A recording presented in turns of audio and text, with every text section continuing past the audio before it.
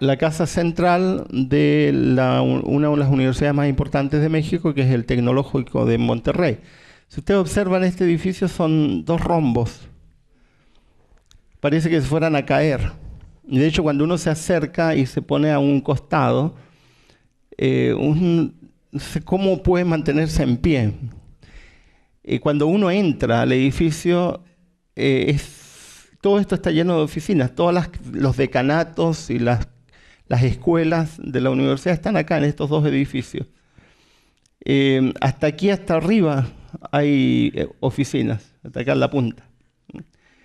Y es extraordinario, es un edificio, dicen que es el más famoso de México. Viene mucha gente exclusivamente a fotografiarlo. Ahora, lo interesante de esto es que antes de ser este edificio construido, primero fue una idea. ¿En la mente de quién? Del arquitecto. El arquitecto lo planeó, lo diseñó, le hizo todo un análisis estructural, luego trabajó con ingenieros para hacer todo un análisis matemático, luego trabajó con constructores para que esos constructores pudieran llevar a la práctica lo que él había diseñado. Ahora, supongamos que el arquitecto que soñó esto, un edificio sui generis, lleva al plano y el constructor, cuando llega el momento de construirlo, dice, no me gusta cómo está. Voy a cambiarle las ventanas para otro lado. No, ¿cómo se le ocurre hacer un rombo? Mejor lo vamos a hacer un triángulo. Y el constructor cambiase el diseño. Para empezar, dejaría de ser el diseño del arquitecto, se convertiría en otra cosa, y lo más probable sería algo feo. Fíjense en esta otra fotografía. Es una casa hermosa. Alguien la diseñó aprovechando el desnivel del terreno y diseñó esta casa. Es una casa muy linda. Cuando un diseñador hace algo, hace porque tiene una idea previa, pero considera que es lo mejor. Ahora, tomando en cuenta esa idea, vamos a trabajar con el concepto sexualidad. Dios diseñó la sexualidad. Cuando la sexualidad se vive dentro del diseño de lo que Dios ha planeado, entonces la sexualidad funciona bien.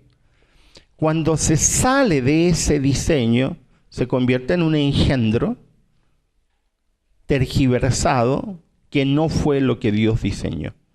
Y se echa a perder. Varón y mujer, dice la Biblia, fueron creados por Dios.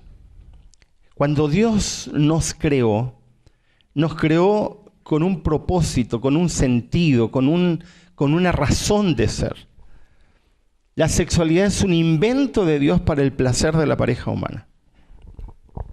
Por ahí dicen que la única razón de la sexualidad es la procreación, y quienes dicen eso lamentablemente están muy equivocados. Dios no diseñó la sexualidad exclusivamente para la procreación.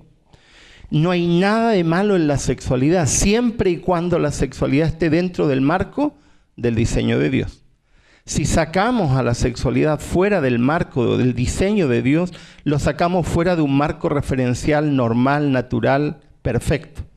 Y convertimos a la sexualidad en algo distinto a lo que Dios diseñó. No le ponemos arena a un vehículo, porque los vehículos fueron diseñados para funcionar con gasolina o con gas. No le ponemos arena. Tenemos que respetar el diseño. Si no respetamos el diseño, se echa a perder. Hay 3 razones por las cuales existe la sexualidad de acuerdo a la Biblia. La primera razón está dada en Proverbios 5, 18 al 19, un proverbio muy lindo. Dice, bendita sea tu fuente, goza con la esposa de tu juventud. Es una gacela amorosa, es una cervatilla encantadora, que sus pechos te satisfagan siempre, que su amor te cautive todo el tiempo. Y está hablando de gozo, está hablando de recreación, está hablando de algo hermoso. No está hablando de algo que debe ser pensado o sentido como algo amargo. Uno de los propósitos de la sexualidad, de acuerdo al diseño de Dios, es el gozo placentero, es el gozo sensual, es la recreación. Pero cuando Dios habla de recreación, no está pensando en lo que los individuos han convertido a la sexualidad en algo que ha derivado, ha degenerado en genitalidad, como en el caso de la pornografía. Una segunda versión, fíjense, de la misma versículo de la versión Dios habla hoy, dice: bendita sea tu propia fuente, goza con la compañera de tu juventud, delicada y amorosa cervatilla, que nunca te falten sus caricias, que siempre te envuelva con su amor. Lo que está expresando es que la relación de una pareja normal, casada, que ha entendido el sentido de su sexualidad, es el goce sensual que se pervierte cuando no se entiende. Una segunda razón es la comunicación, a un nivel distinto al que habitualmente señalamos cuando hablamos de comunicación, que generalmente la gente cree que comunicarse es hablar. Pero eso es una forma muy sencilla de comunicarse. Hay muchas otras formas de comunicación. Dice: cuán delicioso es tu amor, hermana y novia mía. Tus labios, novia mía, destilan miel, leche y miel escondes bajo la lengua. Jardín cerrado eres tú, hermana y novia mía. Jardín cerrado, sellado manantial. La descripción, que es hermosísima desde el punto de vista poético, está describiendo la relación de una pareja que no tiene nada que esconder, que no tiene nada de qué avergonzarse, que expresa y vive su sexualidad de manera plena, de manera armoniosa, y comunican sus sensaciones de una manera explícita. No andan con cosas escondidas, con morbo, con dobles sentidos falsos, erróneos, sino que lo viven de una manera espontánea, natural, comunicando de una manera normal. Y finalmente, la tercera razón de la sexualidad de la perspectiva bíblica es la procreación. Les bendijo Dios y les dijo: fructificad y multiplicaos, llenad la tierra y sometedla. Solamente la expresión multiplicaos y llenad la tierra corresponde a la procreación. Fructificad tiene que ver con otra cosa, tiene que ver con prosperar. Dios creó la sexualidad, y una de las razones por las cuales la sexualidad también es bella es porque nos da el privilegio de ser padres. Dios no nos envía a los hijos, ese es un error medieval que algunos todavía siguen transmitiendo. Nosotros decidimos tener hijos por voluntad propia, por elección personal. Dios no tiene nada que ver en el cuento. Hay gente que dice: Dios me envió tal niño. Perdóname, te equivocaste en el conteo de la pastilla. No le eches la culpa a Dios. Es problema tuyo, es tu decisión. Yo elijo participar en un proceso procreador, que es el proceso de la procreación. Participar en un don que Dios me da. Por eso que la Biblia nos responsabiliza por los hijos, porque es un don que Dios nos concede, pero es un don para, como la sexualidad toda, es un don para la administración responsable. 3 razones por las cuales la sexualidad se echa a perder desde la perspectiva bíblica. Primera razón por la cual la sexualidad se pervierte en el matrimonio. La Biblia habla de que el lecho debe ser sin mancilla. Dice el texto de Hebreos capítulo 13, versículo 4: honroso sea en todos el lecho sin mancilla. La palabra mancilla es una palabra que no usamos mucho en español. Mancillar es el verbo. Significa maldad. Honroso sea en todos el lecho sin maldad. ¿Cuándo traemos maldad al lecho matrimonial? ¿En qué momento el lecho matrimonial, que fue creado por Dios para santidad, para recreación, para gozo, se convierte en un lecho mancillado? Cuando el lecho que Dios creó para goce matrimonial se mancilla. En primer lugar, cuando la relación sexual es forzada. Cuando la relación sexual es forzada, se introduce un elemento absolutamente foráneo, ajeno a la sexualidad. El matrimonio no concede derechos sexuales absolutos. Muchos varones, especialmente en un contexto machista como el que se vive en Latinoamérica, suelen creer que tienen derechos inalienables sobre sus esposas, lo cual es falso. El matrimonio no da derechos sexuales, otorga privilegios, no derechos, privilegios. Pero son privilegios consensuados, es decir, privilegios donde ambos, marido y mujer, viven una relación consensuada, de libertad. Lamentablemente en Perú no existe una ley que sí existe en Brasil, en Argentina y en Chile.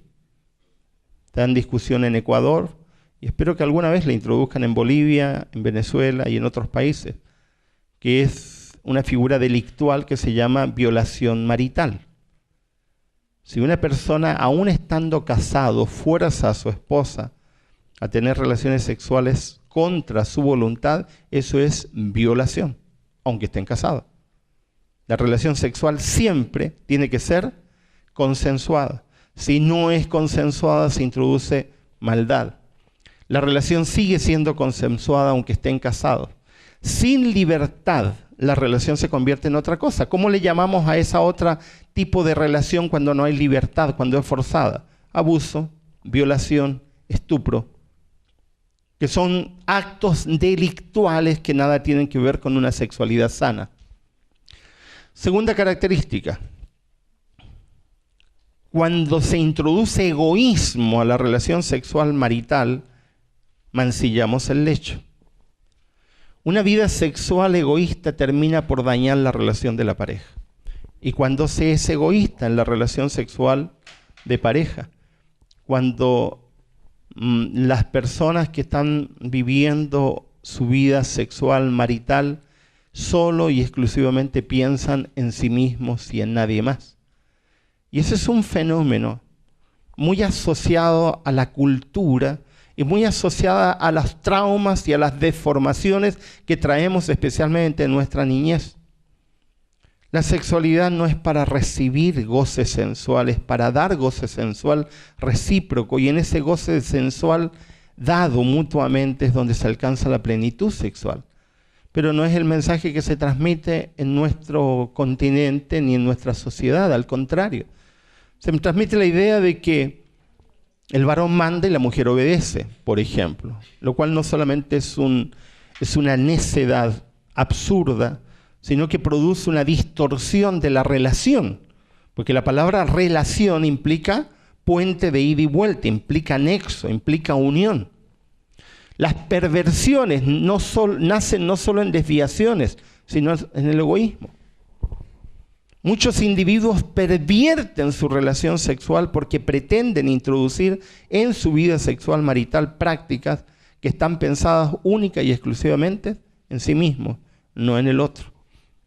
No se puede amar y ser egoísta a la vez. Si ustedes analizan el concepto egoísmo, que significa literalmente girar en torno a sí mismo, no tiene nada que ver con el amor. Si ustedes analizan en las Sagradas Escrituras el sentido que tiene el amor, la Biblia define amor en función de dar y no de recibir. Mas Dios muestra su amor en que dio a su Hijo. Otro versículo dice, por tanto, Dios nos amó tanto que dio a su Hijo. Y siempre habla en términos de dar, no de recibir. Quien procura solo recibir y ha enfocado la sexualidad en torno y en virtud de recibir, pervierte la sexualidad. La sexualidad no puede ser egoísta. Amar y ser egoísta se contraponen. Una cosa y otra no van juntas. Una tercera razón por la cual se introduce mancilla o maldad al lecho matrimonial es cuando la relación deja de ser pura. Pierde pureza cuando hay manipulación. Y aquí caen varones y mujeres. Muchas mujeres, por vivir en un contexto machista como el que viven, tienden a utilizar o usar su sexualidad como una forma de chantaje con sus esposos. Algunas incluso para conseguir ciertos favores o conseguir ciertas cosas. Suelen darle mensajes a sus esposos y decirle, bueno, voy a tener relaciones sexuales contigo siempre y cuando tú hagas tal cosa, o me compres tal cosa, o hagas. Y aunque nos parezca irrisorio, y aunque parezca muy fuerte lo que voy a decir, eso es prostituir la relación matrimonial. Nadie tendría que manipular, en absoluto. Y muchos varones manipulan también. Te voy a dejar si no concedes o no me concedes lo que yo estoy pidiendo en la forma en que yo lo estoy pidiendo. Cada vez que se manipula a una persona, se pierde pureza en la relación y se introducen nociones absolutamente extrañas, perversas a la relación sexual matrimonial. Deja de ser lo que Dios planeó cuando se introduce perversión. ¿De cuánta gente me ha preguntado y consultado sobre la pornografía y en el matrimonio? No, si nosotros vemos pornografía para darle un sentido y un sabor distinto a nuestra relación. Perdóneme, pero la pornografía es desviación. Y eso es introducir desviación al matrimonio. La pornografía simplemente pervierte algo que es hermoso. Además, la pornografía reduce la sexualidad a genitalidad, lo cual hace algo que es hermoso, lo hace algo feo. Cuando se introduce la infidelidad y la deslealtad, también se introduce mancilla. Ahora, hay muchas personas que suelen creer que la infidelidad es solamente física, lo cual también es un error, porque la Biblia habla de infidelidad emocional o infidelidad mental. Cuando yo soy infiel o desleal, introduzco maldad también a mi relación marital. No se puede tener una vida sexual plena en el matrimonio con infidelidad, con deslealtad. El que es desleal o infiel con su mente, solamente le falta la oportunidad para hacerlo corporalmente. La relación marital normal, de acuerdo al diseño de Dios, exige fidelidad. Y pasamos al siguiente punto. Una relación que Dios ha planeado, que Dios ha diseñado, exige fidelidad. No se puede construir una vida sexual plena, armoniosa, de acuerdo a los planes que Dios ha trazado, siendo infiel. Fíjense lo que dice Malaquías, capítulo 2, versículo 14. Versículo no muy citado, y cuando lo suelen citar, lo citan en otro contexto. Dice, pues porque el Señor es testigo de que tú has faltado a la promesa que le hiciste a la mujer con quien te casaste cuando eras joven. Era tu compañera y tú le prometiste fidelidad. Qué terrible este texto, porque este texto revela que Dios es testigo de nuestros compromisos y de nuestras promesas, y Dios es testigo de nuestras fidelidades o de nuestras infidelidades. No se puede construir una relación de pareja sana, normal, sin fidelidad. Y la fidelidad se cultiva. Hay algunos jóvenes, y estoy seguro que más de alguno está aquí presente, que son potenciales adúlteros, aunque todavía no están casados. Con el tipo de comportamiento que están teniendo hoy, están revelando que son adúlteros emocionales y están revelando que están cultivando una personalidad adúltera. ¿Por qué? La semana antes pasada le llamé la atención muy fuerte a un estudiante, porque 3 semanas antes había terminado con su novia, supuestamente, la que la amaba entrañablemente, pero cortaron y a las 3 semanas ya estaba con otra persona. Eso se llama esquizofrenia. Eso es tener un problema psiquiátrico. No puede ser que 3 semanas antes le esté jurando amor eterno a una persona y 3 semanas después le esté jurando amor eterno a otro. Algún par de neuronas, probablemente una docena, no le funciona. Tiene un conflicto interior muy serio. Esa persona es un adúltero en potencia. ¿Y por qué? Porque no se compromete. Porque no es fiel a sus propias promesas. porque no es fiel a sí mismo. Y esto es muy delicado. Los estudios que se han hecho sobre adulterio muestran que la mayoría de las personas desarrollan personalidades adúlteras antes de casarse. Van creando hábitos y condiciones que después simplemente se llevan a la práctica. La Biblia habla de fidelidad física, no cometerás adulterio. Pero esa es una cara de la moneda. No es la única cara de la moneda. Cuando algunos creen que adulterio solamente es infidelidad física, están diciendo un error, están diciendo una media verdad.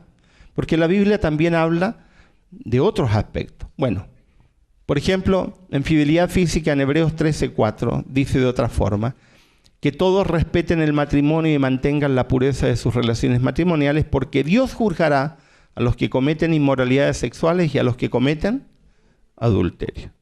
Yo no tengo duda que la pornografía entra en este ámbito de inmoralidad sexual. Pero también la Biblia habla de fidelidad mental. Pero yo les digo que cualquiera que mira a una mujer y la codicia ya ha cometido adulterio con ella en el corazón. Y la palabra corazón en la Biblia no se refiere al músculo que bombea sangre, sino se refiere a la mente. La pornografía es adulterio.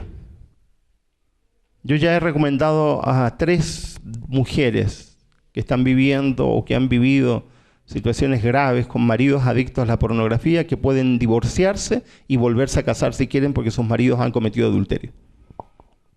Porque el adulterio de la pornografía cae en este ámbito, en el ámbito de el adulterio mental. Las personas van creando condiciones. Una tercera característica de la relación sexual sana es que la relación sexual sana es recíproca. Dice 1 Corintios 7, 4, 5. La mayoría de los varones leen la primera parte, porque así hacen un montón de machistas. Leen lo que les conviene. La mujer ya no tiene derecho sobre su propio cuerpo, sino su esposo, y se lo repiten algunos sinvergüenzas a sus esposas. Pero hay que leer el texto completo. Porque a continuación el texto dice, tampoco el hombre tiene derecho sobre su propio cuerpo, sino su esposa. ¿Qué es lo que está estableciendo Pablo en este versículo? ¿Qué principio está estableciendo? El principio de la reciprocidad. Cuando nos casamos, nos pertenecemos mutuamente. No se nieguen el uno al otro a no ser de común acuerdo y solo por un tiempo para dedicarse a la oración.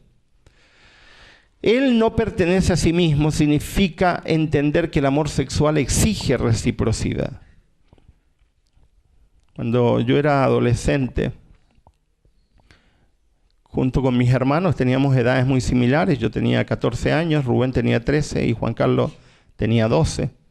Estábamos en plena etapa del despertar sexual, que es absolutamente normal, no es anormal, la etapa de la pubertad y adolescencia.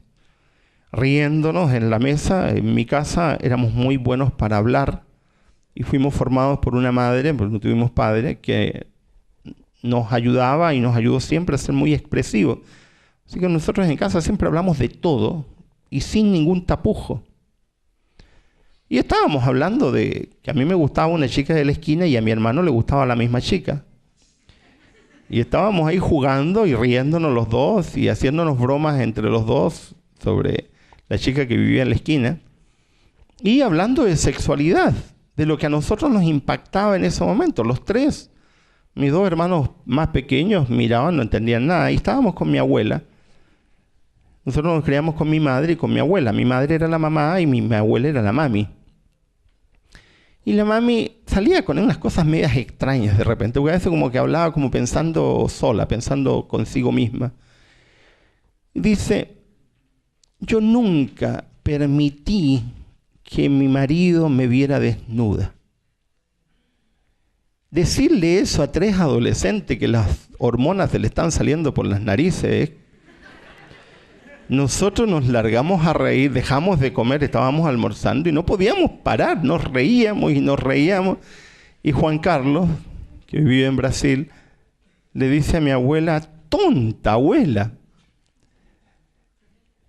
En ese momento me dio mucha risa, hoy día me da mucha pena. Y sabiendo lo que sé y entendiendo lo que sé, pienso que es lamentable que mi abuela tuvo que vivir en un periodo de tiempo donde la sexualidad tenía un sentido tan macabramente tergiversado. ¡Qué pena!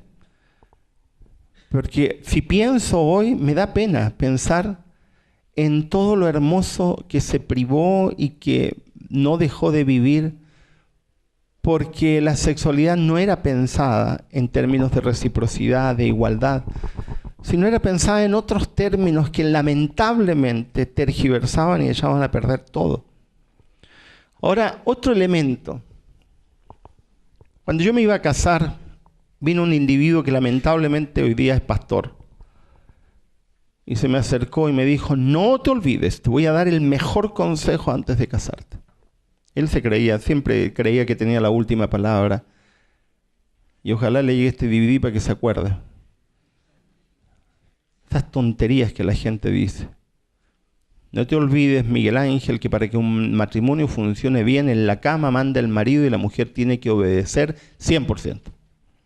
Y él creía estarme dando el mejor consejo de su vida. Menos mal que yo tenía otro consejero, el que nos preparó para el matrimonio, a mi esposa y a mí, el pastor Paul Cole. Cuando le conté, no solamente se largó a reír, no creas esa idiotez, me dice. Porque es una idiotez. Y seguramente más de algún machista acá cree esa idiotez. Una relación sexual sana, no hay lugar para que uno mande y otro obedezca. En una relación sexual sana, lo único que sirve es la reciprocidad.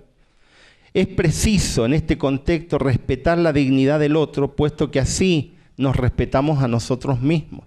Necesitamos respetar la dignidad de nuestro cónyuge, porque si no la respetamos, no nos respetamos a nosotros mismos, porque el apóstol Pablo dice claramente que cuando amamos a nuestra esposa, nos amamos a nosotros mismos, porque nadie desprecia su propio cuerpo, entendiendo de que no nos pertenecemos a nosotros mismos. Finalmente, para tomar en cuenta, la sexualidad exige tiempo. No solo tiempo para el encuentro sexual, sino para la adaptación. Sin tiempo de calidad como pareja, la relación deriva en monotonía. Se precisa de atención a los detalles y eso no se puede a la ligera.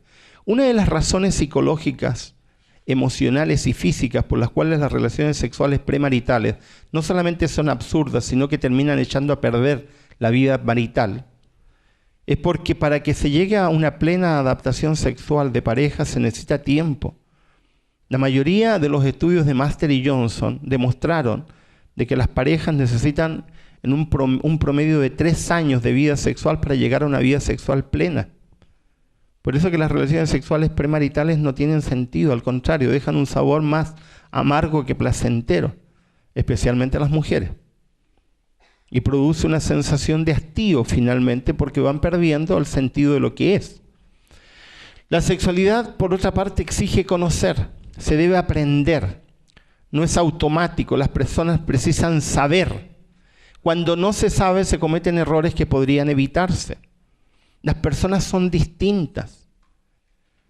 La persona con la cual te casas también es distinta. Y tiene que haber un proceso, un periodo en el cual aprendas a conocer. Ahora, este proceso de conocerse no acaba nunca. No es lo mismo la sexualidad a los 20 años que a los 40 años. Y no es lo mismo la sexualidad a los 40 que a los 50. Hay procesos fisiológicos y emocionales que hacen necesario que las parejas necesiten irse conociendo en un proceso de desarrollo normal de conocimiento. La sexualidad además no es solo unión física. Ese es el gran horror, digo yo, de la pornografía. Es una conjunción de factores físicos, emocionales, espirituales.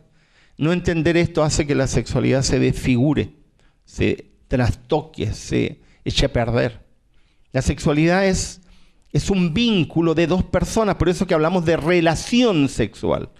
Relación, la palabra relación implica un puente de ida y de vuelta. Implica nexo, unión. Lo que no sucede con la pornografía, donde no hay nexo ni hay unión, solo hay genitalidad.